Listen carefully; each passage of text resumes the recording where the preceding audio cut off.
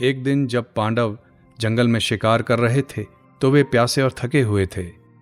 इस समय एक ब्राह्मण उनके पास परेशान होकर आया और उसने बताया कि उसने अपनी पूजा के लिए पवित्र घास को सुखाने के लिए लटका दिया था, लेकिन एक हिरण उसे गलती से ले गया जब घास उसके सींगों में फंस गई। ब्राह्मण पांडवों से विनती करता है कि आप बहादुर क्षत्रिय हैं, आपको पवित्र घास को वापस लाने में मेरी सहायता करनी चाहिए, क्योंकि यह मेरी पूजा का समय है और इसे चूकने की हानि मैं नहीं उठा सकता। धर्म के आदर्श युधिष्ठिर ब्राह्मण के अनुरोध को गंभीरता से लेते हैं। वे अपने भाइयों को अलग अलग दिशाओं में हिरण की खोज करने का निर्देश देते हैं, परंतु अथक प्रयास करने पर भी वे हिरण को खोजने में विफल रहते हैं। अपनी खोज से थके और प्यासे पांडव पानी की तलाश शुरू करते हैं। युधिष्ठिर जुड़वा भाइयों में सबसे छोटे नकुल को पानी खोजने के लिए भेजते हैं। नकुल को एक सुंदर सरोवर मिलता है, लेकिन जैसे ही वह पानी पीने वाला होता है, एक रहस्यमयी ध्वनि उसे चेतावनी देती है कि उसके प्रश्नों के उत्तर दिए बिना नकुल पानी नहीं पी सकता। चेतावनी को अनदेखा करते हुए नकुल पानी पी लेता है और तुरंत निर्जीव हो जाता है। सहदेव के ना लौटने पर क्रमशः नकुल, अर्जुन और फिर भीम भी पानी खोजने का उत्तरदायित्व उठाते हैं। वे उसी सरोवर पर पहुंचे और उस रहस्यमयी ध्वनि करने वाले यक्ष की शर्तों की अवज्ञा करने के कारण वे भी निर्जीव हो गए। अंत में चिंतातुर युधिष्ठिर स्वयं उस जलाशय पर पहुंचे। युधिष्ठिर ने इंद्र के समान गौरवशाली अपने भाइयों को सरोवर के तट पर निर्जीव की भांति पड़े हुए देखा, मानो प्रलय काल में संपूर्ण लोकपाल अपने लोकों से भ्रष्ट होकर गिर गए हों। अर्जुन मरे पड़े थे, उनके धनुष बाण इधर उधर बिखरे हुए थे। भीमसेन और नकुल सहदेव भी प्राण रहित हो निश्चेष्ट हो गए थे। इन सबको देखकर युधिष्ठिर लंबी सांसें लेने लगे। उनके नेत्रों से शोक के आंसू उमड़कर उन्हें भिगो रहे थे। अपने समस्त भ्राताओं को इस प्रकार धराशायी हुए देख महाबाहु धर्मपुत्र युधिष्ठिर गहरी चिंता में डूब गए और देर तक विलाप करते रहे। वे ये सोचने लगे कि अब क्या करना चाहिए।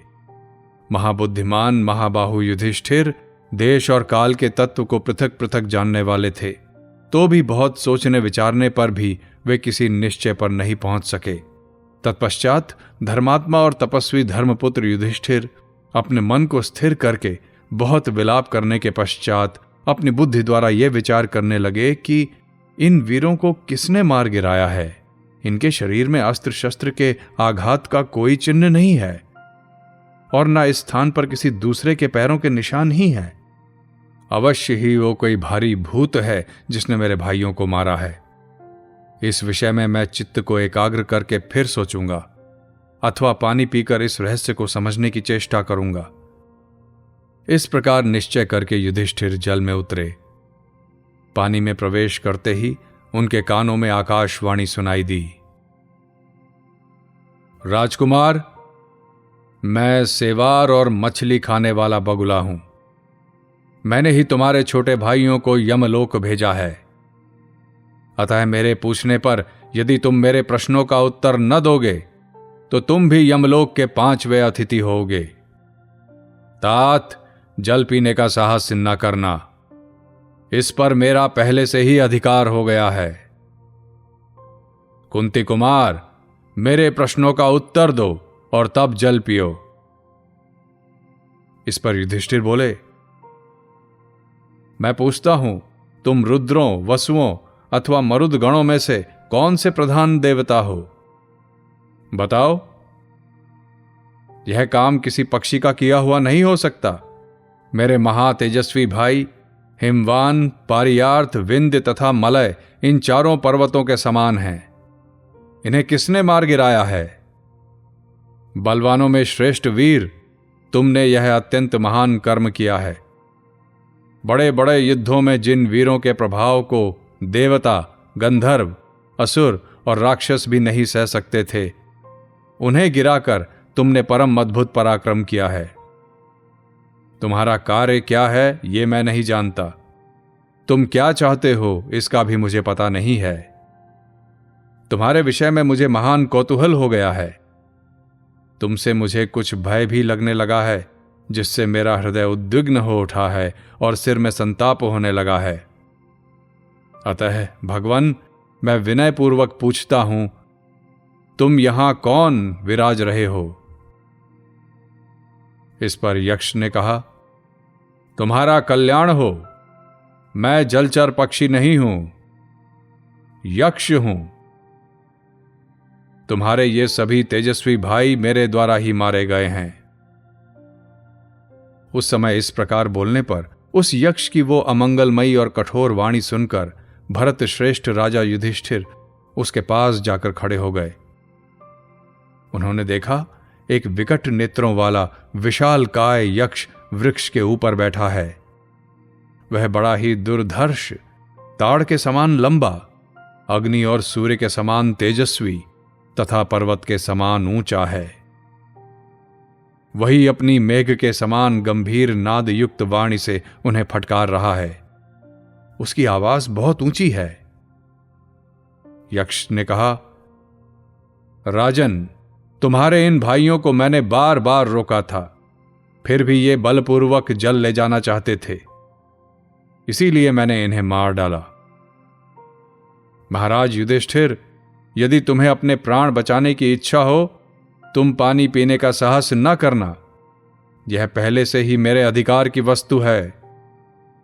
कुंती नंदन, पहले मेरे प्रश्नों का उत्तर दो, उसके बाद जल पियो। इस पर युधिष्ठिर ने कहा, यक्ष, मैं तुम्हारे अधिकार की वस्तु को नहीं ले जाना चाहता। मैं स्वयं ही अपनी बड़ाई करूं, इस बात की सत्पुरुष कभी प्रशंसा नहीं करते। मैं अपनी बुद्धि के अनुसार तुम्हारे प्रश्नों का उत्तर दूंगा, तुम मुझसे प्रश्न करो। यक्ष ने पहला प्रश्न पूछा, सूर्य को कौन ऊपर उठाता है, उदित करता है?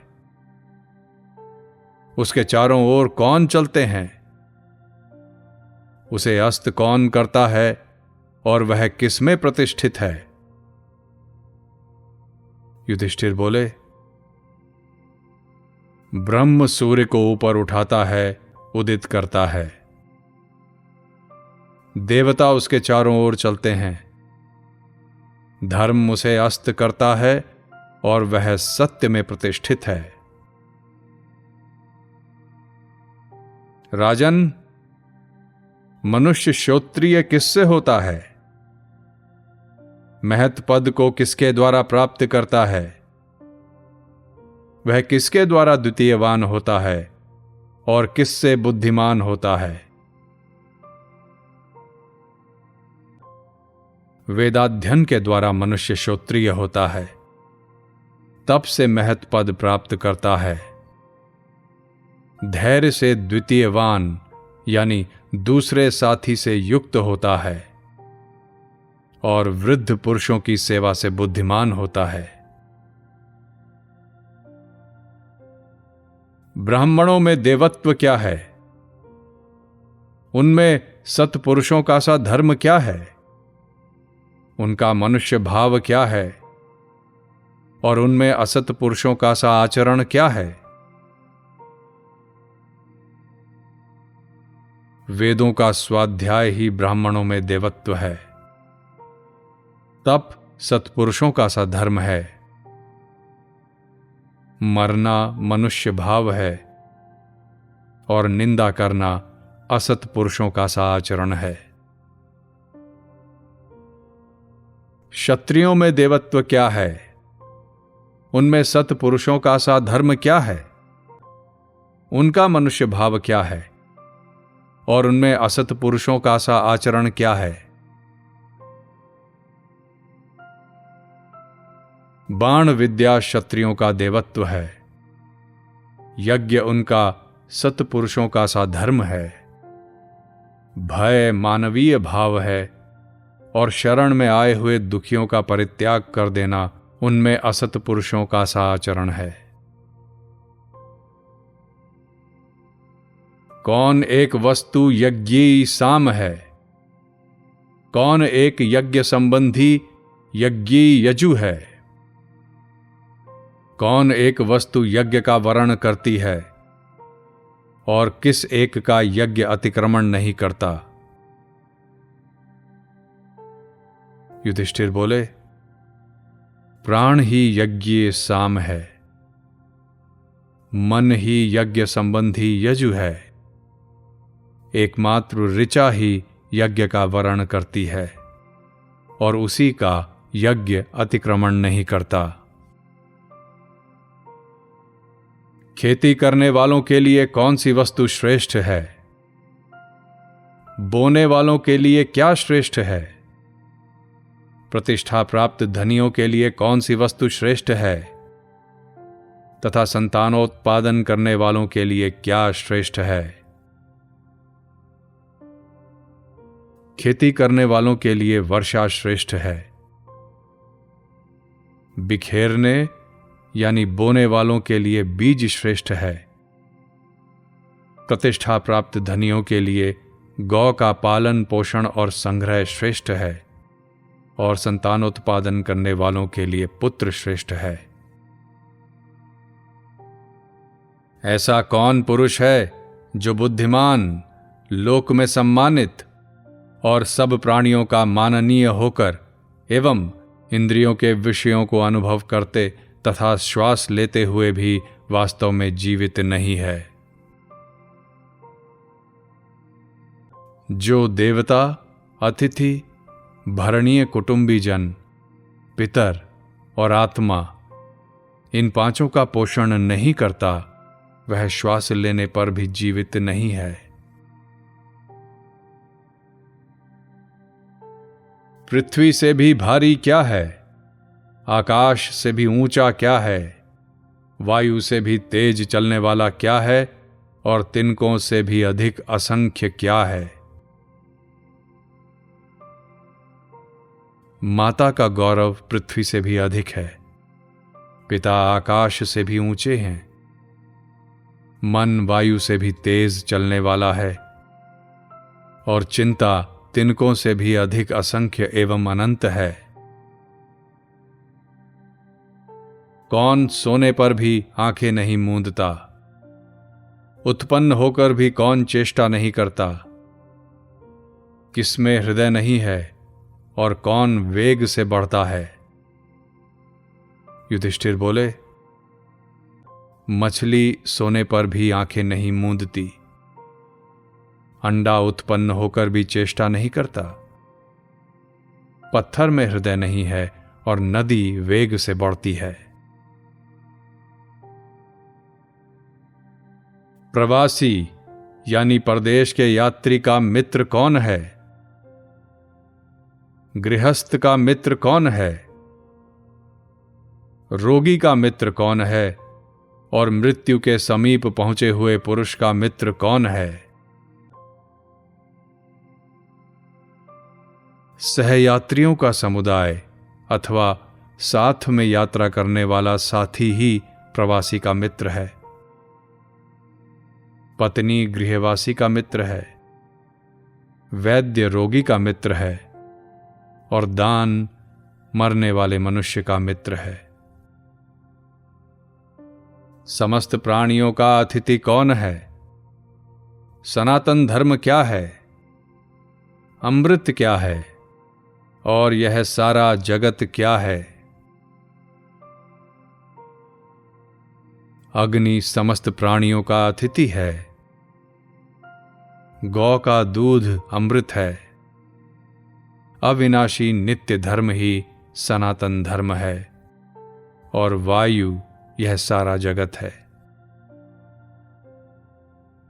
अकेला कौन विचरता है? एक बार उत्पन्न होकर पुनः कौन उत्पन्न होता है? शीत की औषधि क्या है और महान आवपन क्षेत्र क्या है? सूर्य अकेला विचरता है, चंद्रमा एक बार जन्म लेकर पुनः जन्म लेता है, अग्नि शीत की औषधि है और पृथ्वी बड़ा भारी आवपन है, क्षेत्र है।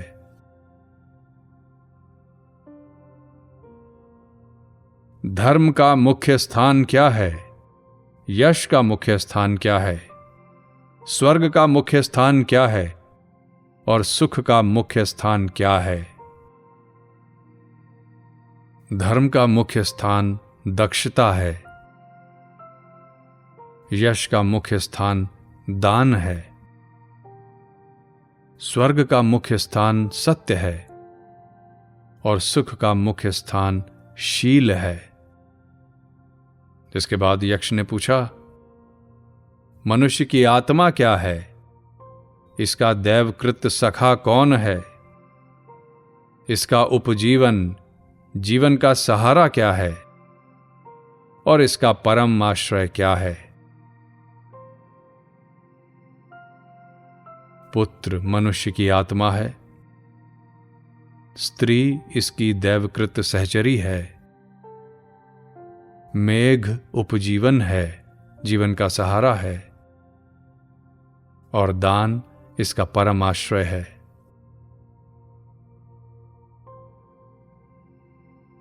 धन्यवाद के योग्य पुरुषों में उत्तम गुण क्या है? धनों में उत्तम धन क्या है? लाभों में प्रधान लाभ क्या है? और सुखों में उत्तम सुख क्या है?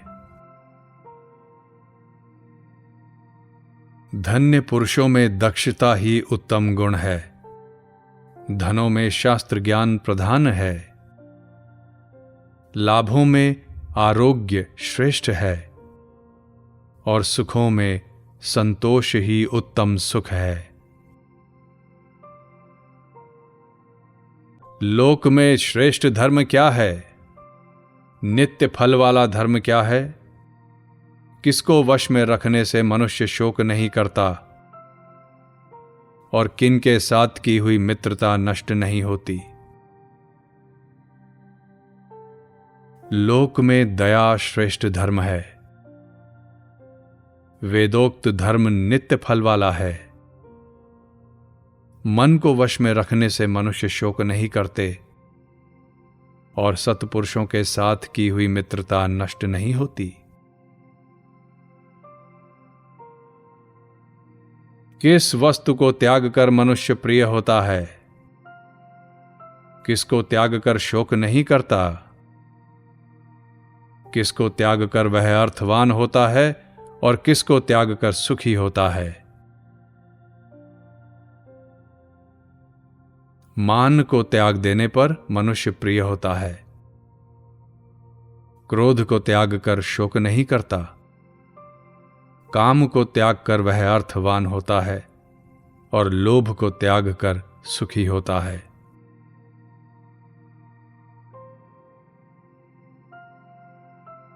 ब्राह्मण को किस लिए दान दिया जाता है? नट और नर्तकों को क्यों दान देते हैं? सेवकों को दान देने का क्या प्रयोजन है? और राजाओं को क्यों दान दिया जाता है? ब्राह्मण को धर्म के लिए दान दिया जाता है। नट नर्तकों को यश के लिए दान धन देते हैं। सेवकों को उनके भरण पोषण के लिए दान वेतन दिया जाता है और राजाओं को भय के कारण दान यानी कर देते हैं। जगत किस वस्तु से ढका हुआ है? किसके कारण वह प्रकाशित नहीं होता? मनुष्य मित्रों को किस लिए त्याग देता है और स्वर्ग में किस कारण नहीं जाता?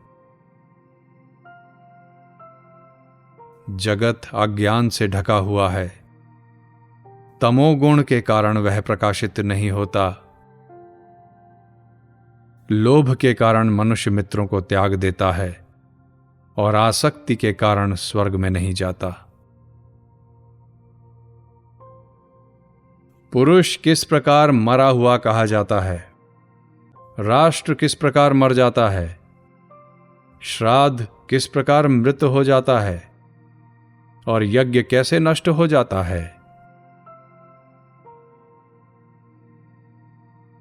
दरिद्र पुरुष मरा हुआ है यानी मरे हुए के समान है। बिना राजा का राज्य मर जाता है, यानी नष्ट हो जाता है।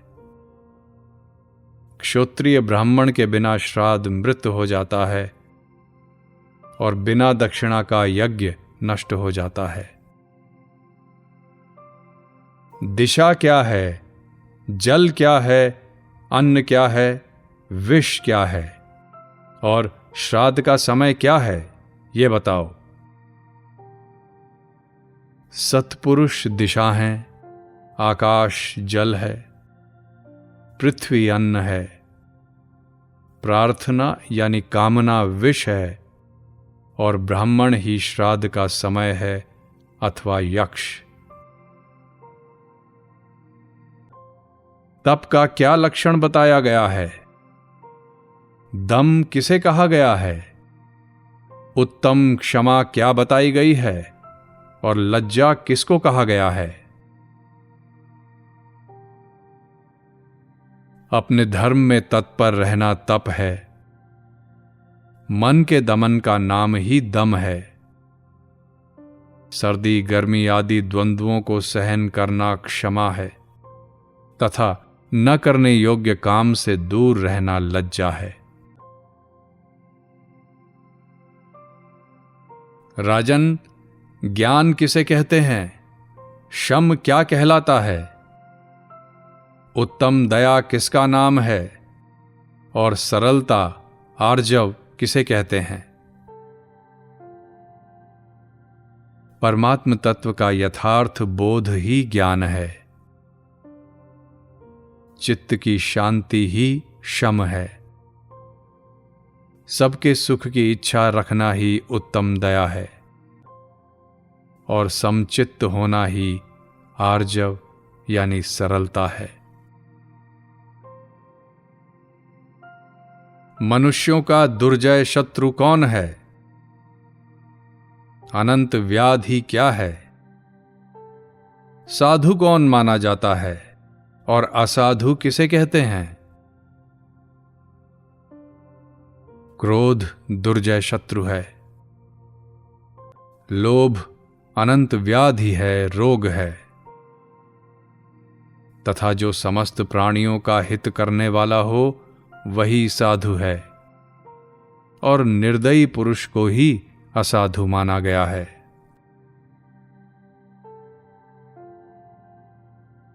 राजन, मोह किसे कहते हैं? मान क्या कहलाता है? आलस्य किसे जानना चाहिए और शोक किसे कहते हैं? धर्म मूढ़ता ही मोह है। आत्माभिमान ही मान है। धर्म का पालन न करना आलस्य है और अज्ञान को ही शोक कहते हैं। ऋषियों ने स्थिरता किसे कहा है? धैर्य क्या कहलाता है? परम स्नान किसे कहते हैं और दान किसका नाम है? अपने धर्म में स्थिर रहना ही स्थिरता है। इंद्रिय निग्रह धैर्य है। मानसिक मलों का त्याग करना परम स्नान है और प्राणियों की रक्षा करना ही दान है। किस पुरुष को पंडित समझना चाहिए? नास्तिक कौन कहलाता है? मूर्ख कौन है? काम क्या है तथा मत्सर किसे कहते हैं? धर्मज्ञ को पंडित समझना चाहिए। मूर्ख नास्तिक कहलाता है और नास्तिक मूर्ख है तथा जो जन्म मरण रूप संसार का कारण है वह वासना काम है और हृदय की जलन ही मत्सर है।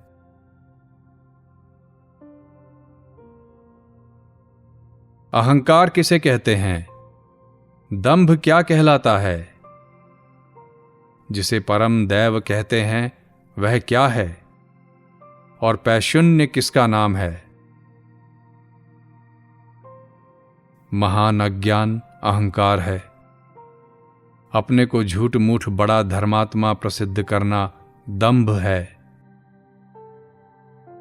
दान का फल दैव कहलाता है और दूसरों को दोष लगाना पैशुन्य यानी चुगली है। धर्म, अर्थ और काम ये सब परस्पर विरोधी हैं। इन नित्य विरुद्ध पुरुषार्थों का एक स्थान पर कैसे संयोग हो सकता है? जब धर्म और भार्या ये दोनों परस्पर अविरोधी होकर मनुष्य के वश में हो जाते हैं, उस समय धर्म, अर्थ और काम इन तीनों परस्पर विरोधियों का भी एक साथ रहना सहज हो जाता है। भरत श्रेष्ठ, अक्षय नरक किस पुरुष को प्राप्त होता है? मेरे इस प्रश्न का शीघ्र उत्तर दो। जो पुरुष भिक्षा मांगने वाले किसी अकिंचन ब्राह्मण को स्वयं बुलाकर फिर उसे नाही कर देता है, मनाही कर देता है, वह अक्षय नरक में जाता है। जो पुरुष वेद, धर्मशास्त्र, ब्राह्मण, देवता और पितृ धर्मों में मिथ्या बुद्धि रखता है, वह अक्षय नरक को प्राप्त होता है। धन पास रहते हुए भी जो लोभवश दान और भोग से रहित है तथा मांगने वाले ब्राह्मण आदि को एवं न्याय युक्त भोग के लिए स्त्री पुत्रादि को पीछे से यह कह देता है कि मेरे पास कुछ नहीं है, वह अक्षय नरक में जाता है। राजन, कुल, आचार, स्वाध्याय और शास्त्र श्रवण इनमें से किसके द्वारा ब्राह्मणत्व सिद्ध होता है? तात यक्ष, सुनो, न तो कुल ब्राह्मणत्व में कारण है, न स्वाध्याय और न शास्त्र श्रवण। ब्राह्मणत्व का हेतु आचार ही है, इसमें संशय नहीं है। इसलिए प्रयत्नपूर्वक सदाचार की ही रक्षा करनी चाहिए।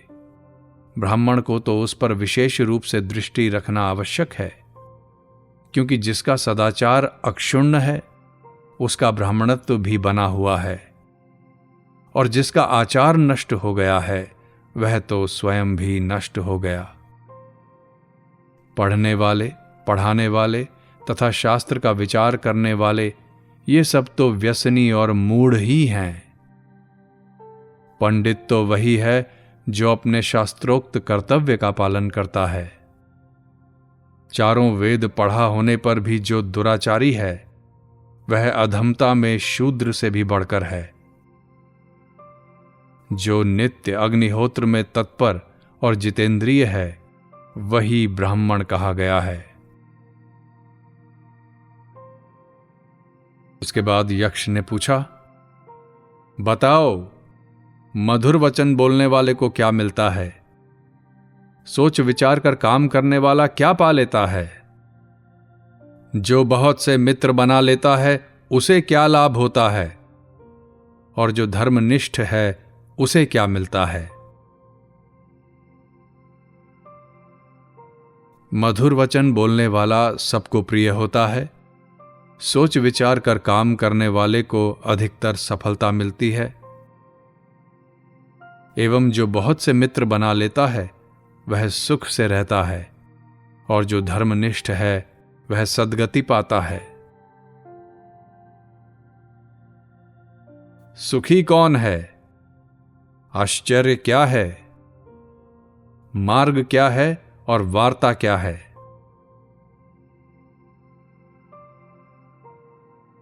हे जलचर यक्ष, जिस पुरुष पर ऋण नहीं है और जो परदेश में नहीं है, वह भले ही 5वें या 6ठे दिन अपने घर के भीतर साग पात ही पकाकर खाता हो तो भी वही सुखी है।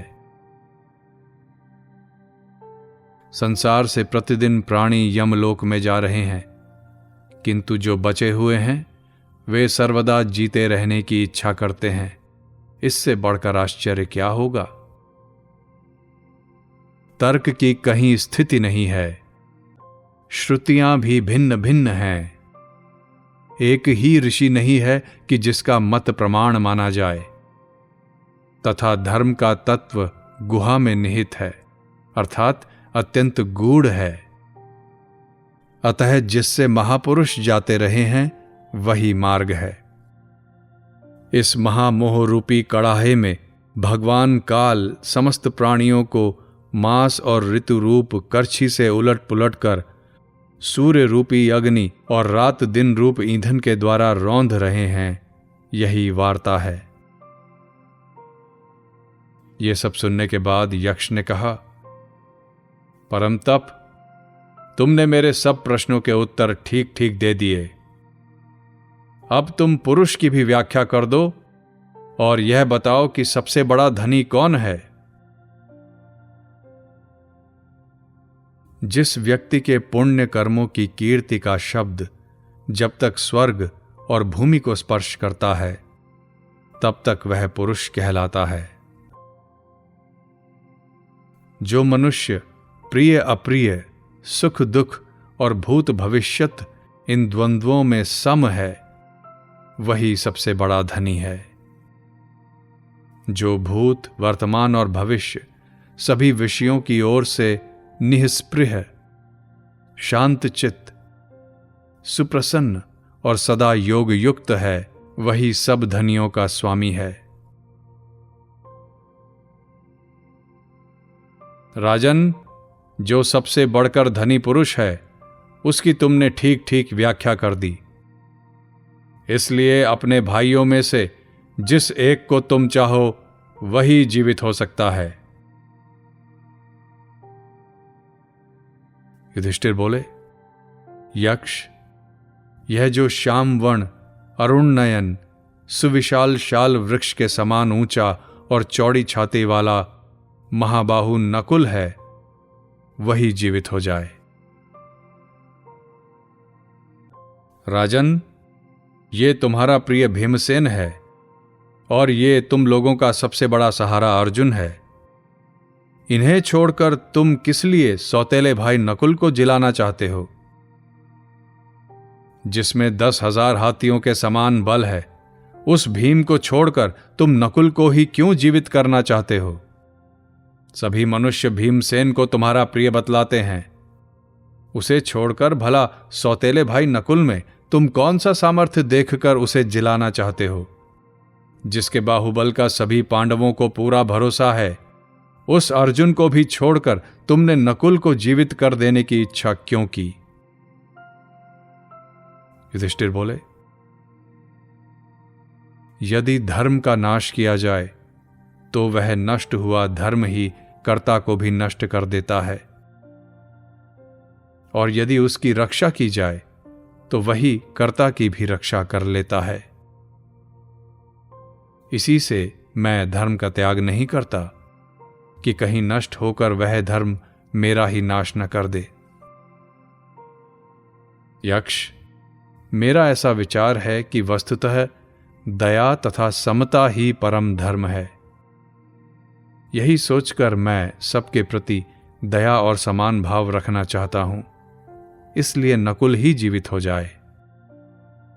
यक्ष, लोग मेरे विषय में ऐसा समझते हैं कि राजा युधिष्ठिर धर्मात्मा हैं, अतएव मैं अपने धर्म से विचलित नहीं होऊंगा।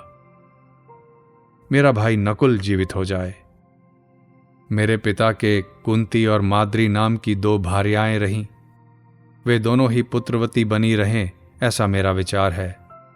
मेरे लिए जैसी कुंती माता है वैसे ही माद्री, उन दोनों में कोई अंतर नहीं है।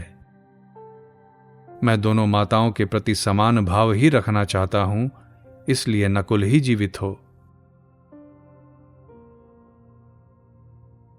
भरत श्रेष्ठ, तुमने अर्थ और काम से भी अधिक दया और समता का आदर किया है, इसलिए तुम्हारे सभी भाई जीवित हो जाएं।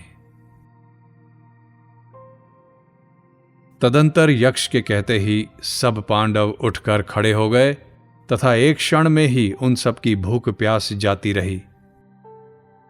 अब युधिष्ठिर बोले, इस सरोवर में ऐसे पैर से खड़े हुए किसी से भी पराजित ना होने वाले आपसे मैं पूछता हूं, आप कौन देवश्रेष्ठ हैं? मुझे तो आप यक्ष नहीं मालूम होते। आप वसुओं में से, रुद्रों में से अथवा मरुदगणों में से कोई श्रेष्ठ पुरुष तो नहीं है, अथवा आप स्वयं वज्रधारी देवराज इंद्र ही हैं। मेरे ये भाई तो लाखों वीरों से युद्ध करने वाले हैं। ऐसा तो मैंने कोई योद्धा नहीं देखा जिसने इन सभी को रणभूमि में गिरा दिया हो। अब जीवित होने पर भी इनकी इंद्रियां सुख की नींद सोकर उठे हुए पुरुषों के समान स्वस्थ दिखाई देती हैं। अतः आप हमारे कोई सुहृद हैं अथवा पिता? यक्ष ने कहा, प्रचंड पराक्रमी भरत श्रेष्ठ तात युधिष्ठिर, मैं तुम्हारा जन्मदाता पिता धर्मराज हूं। तुम्हें देखने की इच्छा से ही मैं यहां आया हूं। मुझे पहचानो। यश, सत्य, दम, शौच, सरलता, लज्जा, अचंचलता, दान, तप और ब्रह्मचर्य, ये सब मेरे शरीर हैं। अहिंसा, समता, शांति, दया और अमत्सर यानी डाह का ना होना, इन्हें मेरे पास पहुंचने के द्वार समझो। तुम मुझे सदा प्रिय हो। सौभाग्यवश तुम्हारा शम, दम, उपरति, तितिक्षा, समाधान, इन पांचों साधनों पर अनुराग है, तथा सौभाग्य से तुमने भूख प्यास, शोक मोह और जरा मृत्यु इन छहों दोषों को जीत लिया है। इनमें से पहले दो दोष आरंभ से ही रहते हैं, बीच के दो तरुण अवस्था आने पर होते हैं और शेष दो दोष अंतिम समय पर आते हैं। तुम्हारा मंगल हो। मैं धर्म हूं और तुम्हारा व्यवहार जानने की इच्छा से ही यहां आया हूं। निष्पाप राजन, तुम्हारी दयालुता और समदर्शिता से मैं तुम पर प्रसन्न हूं और तुम्हें वर देना चाहता हूं। पाप रहित राजेंद्र, तुम मनोनुकूल वर मांग लो, मैं तुम्हें अवश्य दूंगा।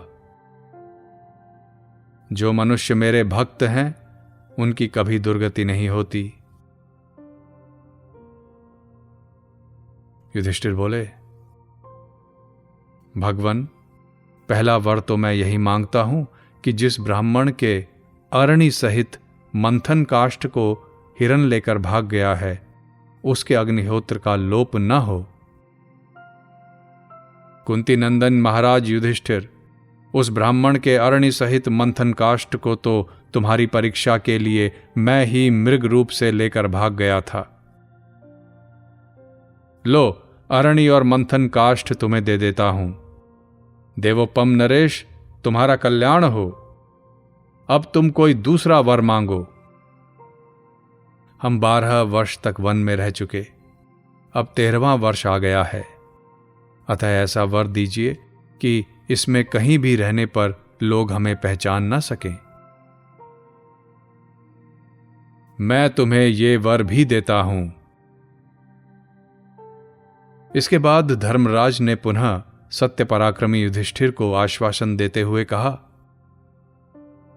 भरत नंदन, यद्यपि तुम इस पृथ्वी पर इसी रूप से विचरोगे, तो भी तीनों लोकों में कोई भी तुम्हें नहीं पहचान सकेगा। कुरुनंदन पांडवगण, मेरी कृपा से तुम लोग 13वें वर्ष में गुप्त रूप से विराट नगर में रहते हुए किसी से भी पहचाने न जाकर विचरण करोगे, तथा तुम में से जो जो मन से जैसा संकल्प करेगा वह इच्छा अनुसार वैसा वैसा ही रूप धारण कर सकेगा। यह अरणि सहित मंथन काष्ठ उस ब्राह्मण को दे दो। तुम्हारी परीक्षा के लिए ही मैंने मृग का रूप धारण करके इसका हरण किया था। सौम्य, इसके अतिरिक्त तुम एक और भी अभीष्ट वर मांग लो, वह मैं तुम्हें दूंगा। तुम्हें वर देते हुए मुझे तृप्ति नहीं हो रही है। इस पर युधिष्ठिर बोले, पिताजी, आप सनातन देवाधिदेव हैं। आज मुझे साक्षात आपके दर्शन हो गए। आप प्रसन्न होकर मुझे जो भी वर देंगे उसे मैं शिरोधार्य करूंगा। विभो, मुझे ऐसा वर दीजिए कि मैं लोभ, मोह और क्रोध को जीत सकूं तथा दान, तप और सत्य में सदा मेरा मन लगा रहे। तुम तो स्वयं धर्म स्वरूप ही हो, अतः इन गुणों से तो स्वभाव से ही संपन्न हो। आगे भी तुम्हारे कथनानुसार तुम में ये सब धर्म बने रहेंगे। ऐसा कहकर लोक रक्षक भगवान धर्म अंतर्धान हो गए एवं सुखपूर्वक सोकर उठने से श्रम रहित हुए मनस्वी वीर पांडवगण एकत्र होकर आश्रम में लौट आए। वहां जाकर उन्होंने उस तपस्वी ब्राह्मण को उसकी अरणी एवं मंथन काष्ठ दे दिए। भीम, अर्जुन, नकुल और सहदेव के पुनः जीवन लाभ करने से संबंध रखने वाले तथा पिता धर्म और पुत्र युधिष्ठिर के संवाद तथा समागम रूप कीर्ति को बढ़ाने वाले इस प्रशस्त उपाख्यान का जो पुरुष पाठ करता है वह जितेंद्रिय, वशी तथा पुत्र पौत्रों से संपन्न होकर 100 वर्ष तक जीवित रहता है। तथा जो लोग सदा इस मनोहर उपाख्यान को स्मरण रखेंगे उनका मन अधर्म में, सुहृदों के भीतर फूट डालने में, दूसरों का धन हरने में, परस्त्री गमन में अथवा कृपणता में कभी प्रवृत्त नहीं होगा।